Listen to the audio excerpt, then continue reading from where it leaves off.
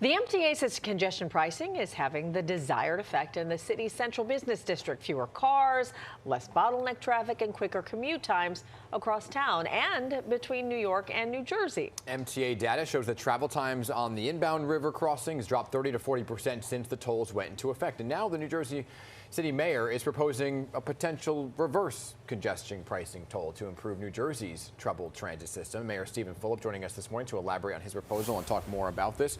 Mayor Fulop, great to see you.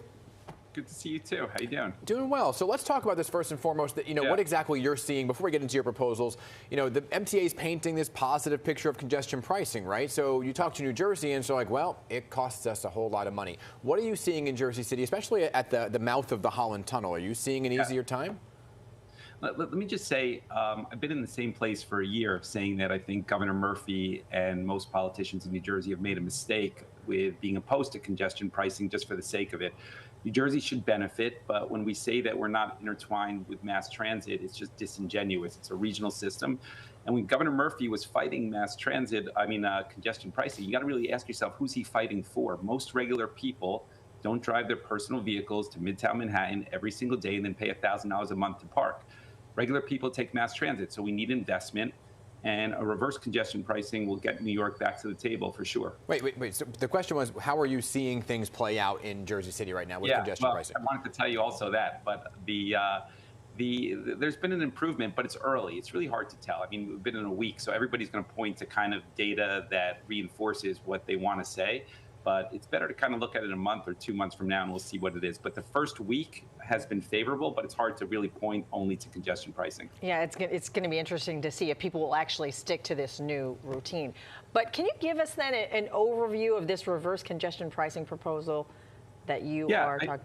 Go ahead. Yeah, I think it's important for New Jersey to get New York back to the table. I mean, we have the New Jersey transit system, which is just terrible and needs huge investment. And there's no reason that if you have a regional transportation system that the MTA should be the only one that benefits from it.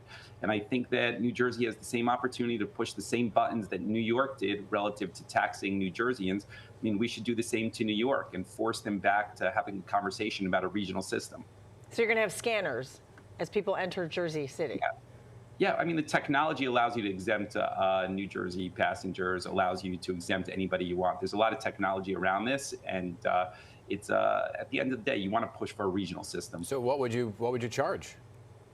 I mean, it's hard to tell the exact dollars. I mean, you want to get significant money into New Jersey Transit. So I think the end objective is either to charge New Yorkers enough to sustain the system, or to get New York back to the table so that New Jersey could get a significant portion of the current tax. Yeah, right. But some are arguing that congestion pricing was twofold, right? It was one, to put money back into the MTA, but it was also to ease congestion overall on the streets of Manhattan and have an environmental impact as well. So you're saying you weren't against that altogether, but would you see the same benefits if you reverse it? Because not as many people are driving from New York on a daily basis into New Jersey. Well, I mean, there's a huge number of people that drive from New York into New Jersey. Our economies are certainly intertwined. You want to invest in mass transit throughout the region. And I think there's an acknowledgement that when New York and New Jersey are just adverse to each other, nobody benefits. It really is a regional economy and a regional transportation system, and you need to have that approach to make it work. Yeah, so what kind of feedback are you getting? Are New Jersey transit officials on board with this?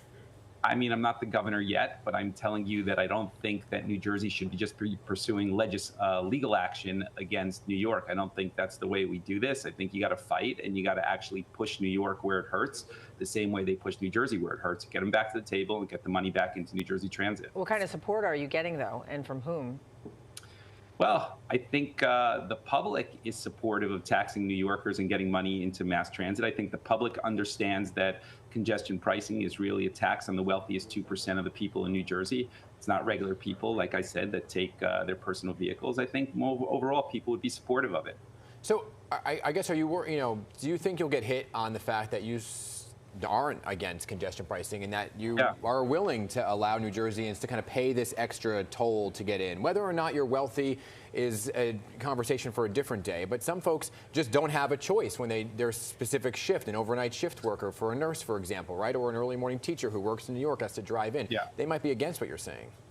they have to drive in because New Jersey Transit is terrible. It's not reliable, it's not clean, and you need to fix that if you are the governor. That's the first thing. In order to fix it, you need to get money into the system. So it's kind of a chicken and egg situation here, and I think that granted, you're going to always have people that say it's a bad idea, but leadership is about really articulating not what a poll wants you to say, but really why something's good. But what about the fact that this went into effect the same time that then the PATH train fares went up, right? Now, you're the mayor of Jersey City. I know you don't control what exactly happens with the PATH, but you speak to riders and they're like, well, the PATH service is not great. So now we're paying more for it, and it's not great. Been vocal on it. That PATH increase should never have happened. You've seen a steady deterioration of service for the PATH since 9/11, actually. You know, the PATH probably needs to not be under the Port Authority, needs to come under New Jersey Transit so that New Jersey can take responsibility for it, because right now it's kind of like this stepchild that nobody really takes ownership for.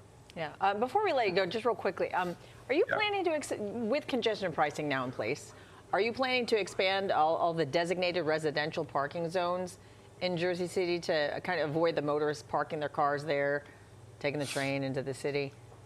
You know, we haven't really explored that yet. It's really early in the congestion pricing conversation to see what the impact is. I mean, we do see a benefit to our streets, but it's only been a week, like I said. So we'll probably explore that, Hazel, in the next couple months, depending on how this kind of works out. Here's what I'll say. I went to Jersey City over the weekend, went to a restaurant, Kitchen Step. Hello, Kitchen Step. It took me half the time to get there, okay, because I didn't have to sit in the Holland Tunnel traffic. There you go. Mayor Fulop, thank you so much. Appreciate your time this morning.